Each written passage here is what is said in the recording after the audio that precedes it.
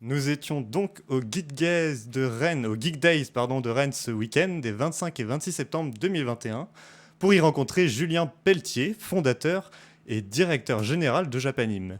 Pour les consommateurs bretons de manga, c'est une enseigne bien connue. Mais quelle est donc son histoire? Je vous laisse écouter ça. On a ouvert en 99 le premier magasin sur Lorient. Ensuite, on s'est développé sur les 3 années d'après sur d'autres villes comme Vannes, Nantes, Rennes et Saint-Brieuc. En 2009, on a bifurqué un peu, certains magasins sont devenus indépendants et sur les 3 dernières années, on s'est restructuré entre guillemets avec une centrale d'achat sur Sainte-Luce et j'ai repris les magasins qui étaient devenus indépendants. Donc on est maintenant un groupe de 6 librairies dans les différentes villes que j'ai citées tout à l'heure, plus une centrale d'achat qui chapeaute le tout. Et alors, avec Jérôme, nous avons profité de l'occasion pour obtenir un petit historique du succès de JoJo's Bizarre Adventure en librairie française. Quand c'est sorti chez J'ai lu, il y avait une fanbase très, très petite, très restreinte, mais qui était vraiment arc-boutée dessus. Ensuite, ça a pas trop marché, la fanbase est restée, elle n'a pas grossi en fait pendant 5-6 ans. Vers 2005-2006, ça s'est redéveloppé un petit peu, mais pas. Voilà, la fanbase a doublé, mais elle était petite au début, donc ça n'a pas suffi pour lancer le mouvement. Et là, ça fait quoi, 5-6 ans, voire peut-être un petit peu plus, quand Delcourt a repris les éditions, il y a eu des ruptures, il y a commencé à avoir un petit peu de buzz sur Facebook, sur Internet, un peu partout. Et du coup, la série a commencé à se faire beaucoup plus connaître. Et il faut préciser aussi que les éditions Tonkam, qui étaient propriétaires de la licence depuis 2007, s'est fait racheter par Delcourt en 2014 pour faire une section Delcourt Tonkam, ce qui peut en partie expliquer un succès bien tardif. À un moment, les 5 premiers tomes, le tout début de la série, se vendait pas trop. Les gens partaient surtout sur, je crois que c'était Golden Wind qui se vendait bien à un moment. Et après, il y a des cycles en fait qui sont un peu bizarres. Il y a des moments où ça va être une série qui se vend beaucoup, et puis d'un coup, ça va être un autre arc qui prend le pas dessus. Et là, les premiers volumes, maintenant, on est arrivé sur une sorte de marché un peu plus mature sur JoJo's où toute la série se vend plus régulièrement maintenant. Donc on vend autant des premiers tomes que des autres maintenant. Et c'est tant mieux, car pour débattre sans fin sur vos parties préférées dans le manga, il a bien fallu que vous les lisiez toutes. Mais intéressons-nous maintenant à l'arrivée en 2012-2013 d'un nouvel animé de JoJo au Japon, qui ne va pas rester sans conséquence en librairie. Sébastien de la boutique nantaise nous en parle. Au début de l'animé, c'était hyper compliqué à faire partir parce que du coup, dès que tu le conseillais, tout le monde était là, mais genre déjà, c'est beaucoup trop long. 2, ça a l'air de se barrer dans tous les sens, donc un peu compliqué de suivre la série et ça intéressait pas forcément, tu vois, en termes de dessin, etc. Par contre, dès que tu as eu la saison 3 avec Stardust, ça a vraiment commencé à bien péter parce que les gens ont pu déjà bouffer la première saison et enchaîner avec la deuxième. Donc quand tu es vraiment dedans, tu as juste envie de lire la suite. Et vu qu'il y avait une pause entre la première partie et la deuxième partie de Stardust, c'est vraiment là où il y a eu un énorme gain d'intérêt là-dessus. Et en fait, à la fin de chaque saison, tu avais un nouveau gain d'intérêt sur la suivante. C'est quelque chose qui marche très bien, les séries animées, parce que les gens regardent, aiment bien, et puis comme ça s'arrête, ils sont en manque, et donc ils ont besoin d'avoir la suite, donc ils switchent sur le mode papier, avec toutes les séries qui ont été achetées par Netflix pendant le confinement, ou Amazon, ou toutes les plateformes. Ça booste vraiment, et on voit bien en termes de vente, on a des séries comme Alice in Borderland, je dérive un peu de JoJo's, mais qui était une série qui était sortie il y a longtemps, qui marchait plus trop puisque les gens ne la connaissaient plus, et dès qu'elle est passée sur je sais plus quelle plateforme c'était, ça a reboosté les ventes d'une manière dingue. Ils ont réédité toute la série, ils sont retombés en rupture directe.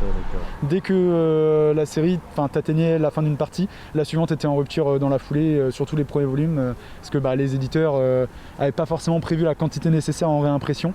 Et du coup, là, tu vois, avec Golden Wind, c'était Stone Ocean qui a toujours été en rupture sur les 5 premiers volumes, et ça devenait assez compliqué de se procurer soit la série en cours, soit la série suivante. Et les vendeurs s'attendent au même phénomène dans la sortie de Stone Ocean. Quand l'anime va se terminer, l'impact sur les ventes va se ressentir sur la suite vraiment. Donc soit, je ne sais plus comment ils comptent faire, s'ils comptent faire une saison, une pause et refaire la deuxième partie de Stone Ocean, ou s'ils vont sortir d'un coup les 40 et quelques épisodes. S'ils sortent les 40 et quelques épisodes, l'impact va se ressentir plus sur Steel Ball Run, quand les gens vont avoir terminé la série. Ou alors, s'ils s'arrêtent en plein milieu de la partie, ça va être aux alentours du volume 8-9 que les ventes vont commencer à exploser et effectivement avoir des ruptures. Voilà, les gens n'ont pas envie d'attendre 1 an et demi, 2 ans, voire parfois plus, pour avoir les suites des séries, et du coup quand tu as directement le truc à portée de main en manga, ils y vont quoi. Et alors Jérôme, je crois qu'il y a un sujet qui t'intéresse particulièrement.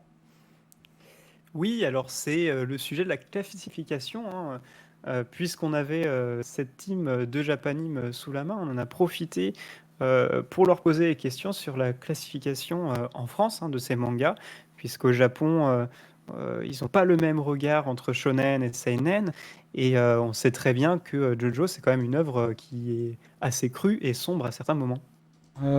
Déjà de base, vu que Jojo à l'origine en fait a vraiment cartonné parce que c'est un shonen qui est violent quand même, qui monte du sang, des trucs dans le genre qui n'étaient pas normalement dans les shonen classiques, c'était plus Dragon Ball, humour, baston. Directement, tu vois, de base, il y avait le côté shonen, mais shonen un peu up, tu vois, vraiment pour un public un peu plus âgé.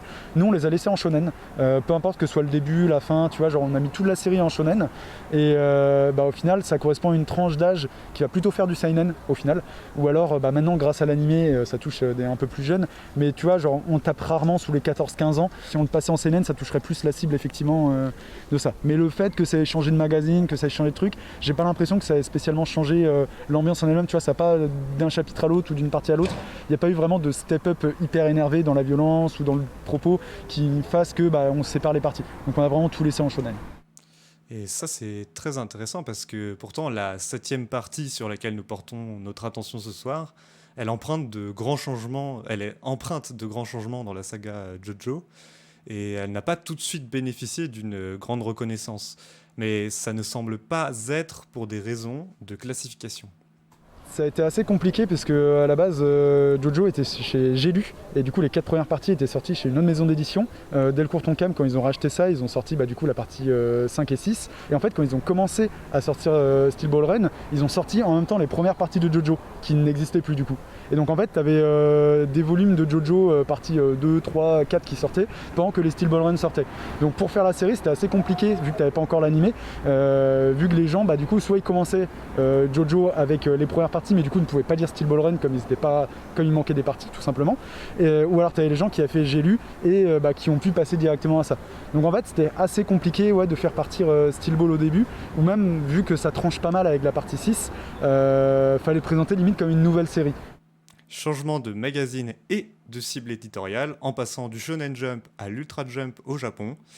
Hirohiko Araki, l'auteur de JoJo, il semblait bien vouloir passer à autre chose.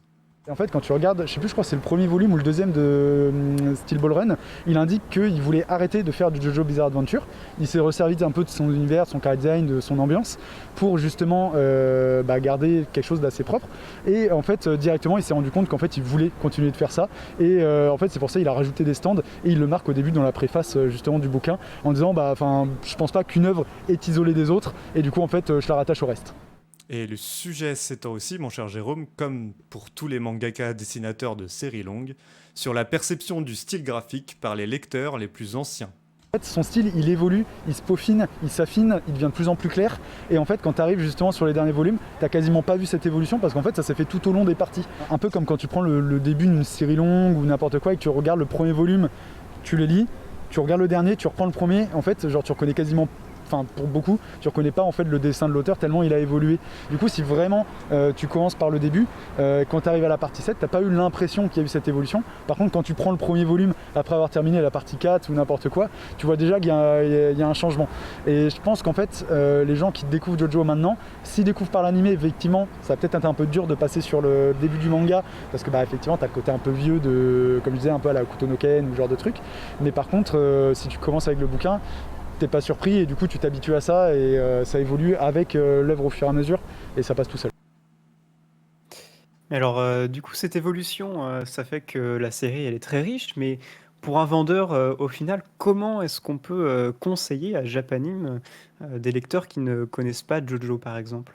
Eh ben écoute, je te laisse découvrir la réponse tout de suite. Déjà le fait que ce soit un shonen un peu old school, où on voit justement qu'effectivement ça a posé énormément de codes pour beaucoup de trucs. Le fait que ce soit le thème du voyage aussi qui est très très cool et qu'on à travers la série on va pas suivre juste un personnage mais plusieurs protagonistes et qu'en fait chacun va avoir un voyage différent.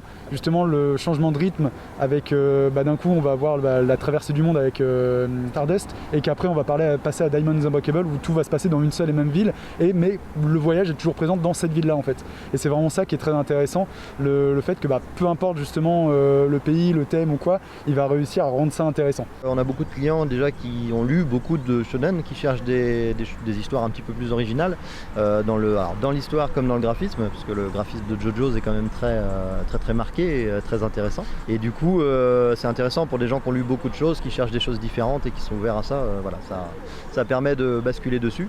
Et après, quand les gens cherchent, pareil, des séries longues, il y en a quelques-unes, mais il n'y en a pas tant que ça non plus. Donc c'est assez pratique de conseiller JoJo's.